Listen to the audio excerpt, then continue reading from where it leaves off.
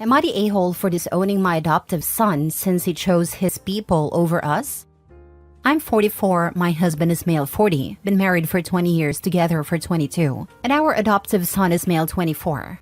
He's black, and we're not. I'm only mentioning this because it's relevant to the story later. This does not take place in the US, and English is not my first language. Let me give a little bit of background to the situation. About 19 years ago, me and my husband had been driving on a highway, back from a small vacation, when along a particularly long stretch of road, absolutely no buildings around, only a ton of grass and hills as far as the eye could see, we spotted a little boy just sitting by the side of the road. Like I mentioned, there was nothing around for miles, and no cars close to where the boy was, so we decided to stop and see if everything was okay. When we got closer to the boy, let's call him Jason, fake name, it was very easy to see he was dirty and malnourished, since the only thing he had on were some diapers. He was so small it didn't look like he could be older than 3, later found out he was actually 5. We asked him why he was alone, and he told us that mommy and daddy put him here and told him to wait. There was no cell signal in the area, so we did a sensible thing and brought him back to the town to the nearest police station. To make a long story short, CPS was called. We discovered his parents were some druggies that were on the run for a felony. The only other relative Jason had was his grandmother, who was very mentally ill and couldn't take care of him, and we felt bad. He went into foster care soon after, but we felt bad for the kid and kept in touch with his caseworker. I had, still do, an extremely well-paying job at a time and could easily afford a decent lifestyle for a small family.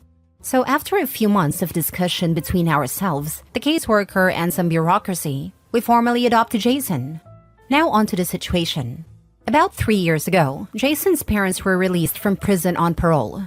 They contacted him not long after in hopes of reconnecting. Prior to that, they'd sent him a few odd letters here or there, but nothing really substantial.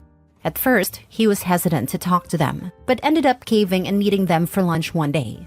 I'll admit that a part of me was a bit jealous and apprehensive of what could happen, but I could see that it really was something that my son wanted to do, so for his sake I swallowed those and supported him through it. It wasn't very long, about 3 months I think, that he started to pull away from us. At first, I chalked it up to him being excited to actually talk to his bio parents after so long, talk about what had been going on in his life, spend some time with them, etc. It started to bother me when he'd cancel plans with us last minute because mom had an emergency or dad really needs me to help with him something today, or whatever other excuse he could come up with. He used to come over to our house at least once a week, call every day or so, but now we were lucky if he even came by that month. Again, I thought that was just temporary, that he was just excited, and soon enough he'd start spending some time with us again. We were overjoyed when he invited us over to dinner one night. It was supposed to be a family gathering, us and his bio parents and his wife, girlfriend at a time. I wasn't exactly keen on meeting the people that had left my son for dead on the side of the road, but decided to give them the benefit of the doubt, thinking maybe they'd atoned and changed. Besides, he's our son, and we love him. We had to at least try. To say the dinner was a disaster is an understatement. His bio mom was extremely rude to me and my husband the entire night, making passive-aggressive, bigoted, and racist remarks every chance she got. His father was much the same. It all came to a head when she straight up called us some slurs and threw a glass at my husband.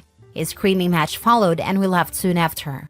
The next day, Jason apologized profusely and promised they'd never do something like that again. I told him neither me nor my husband wanted to have anything to do with him and would appreciate if he understood that. He seemed to, but continued to pull away the next few months.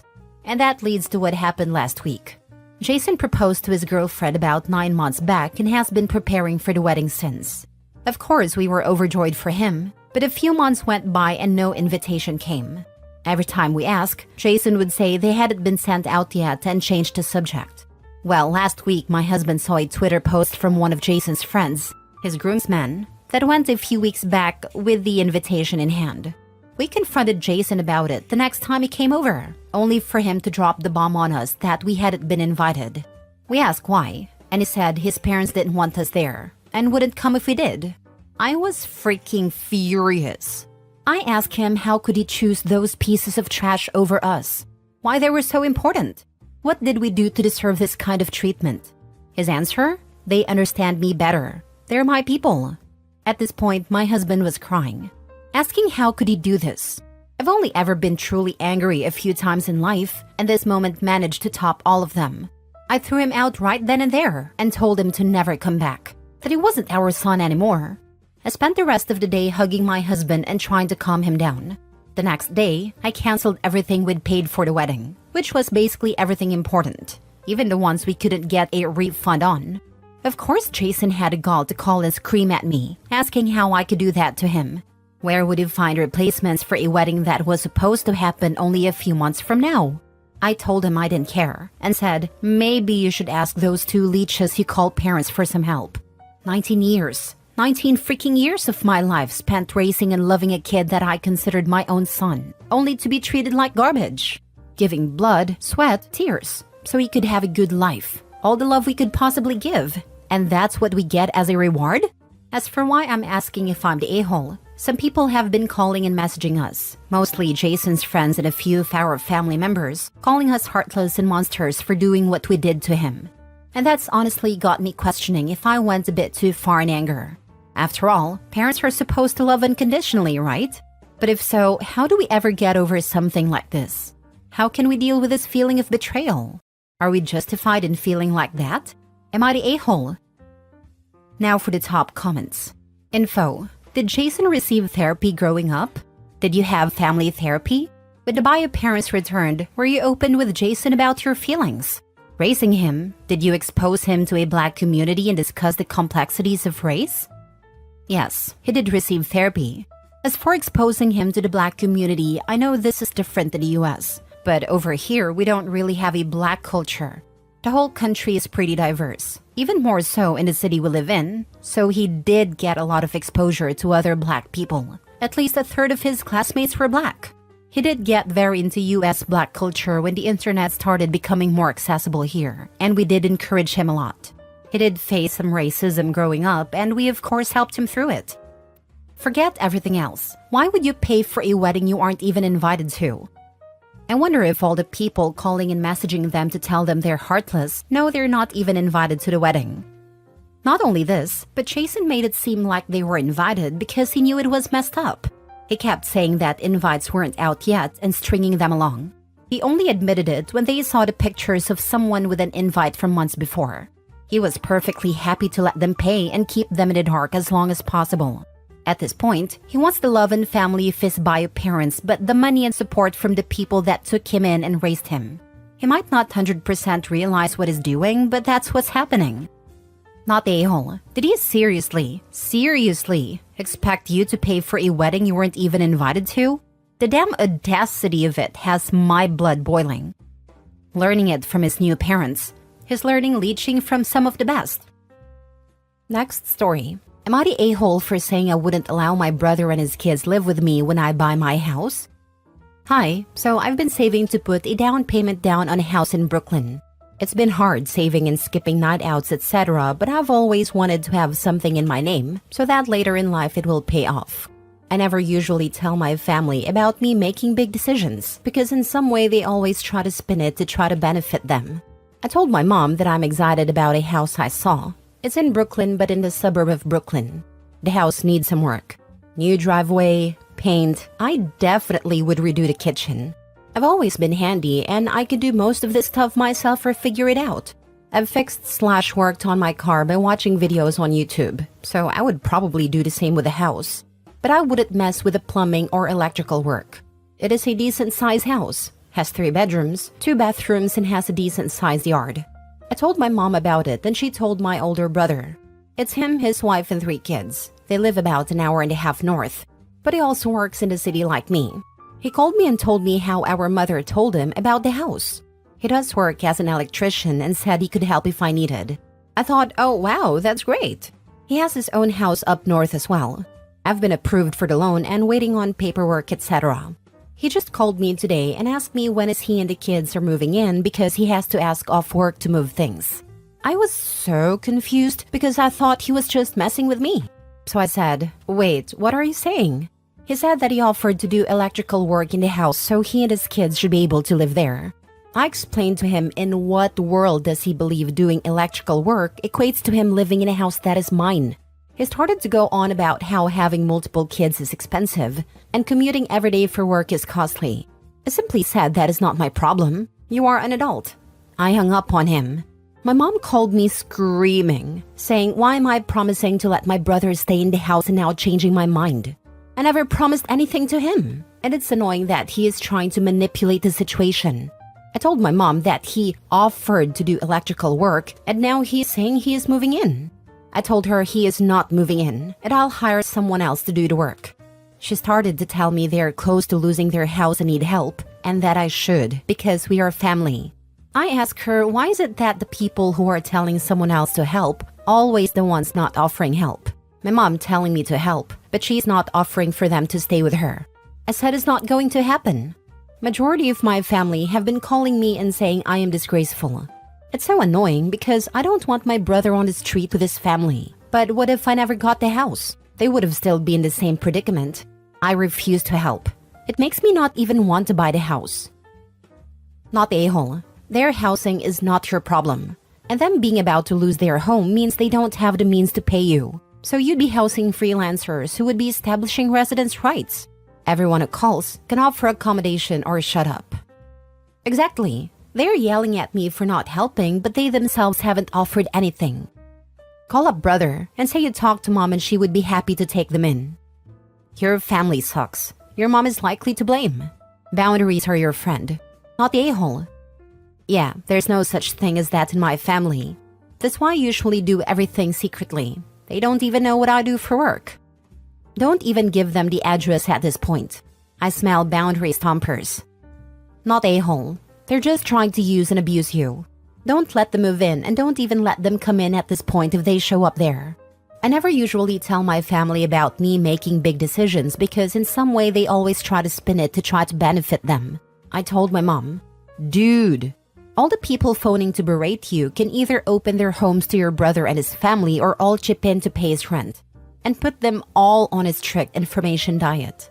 Block the flying monkeys and go low contact with your mom and brother for a while.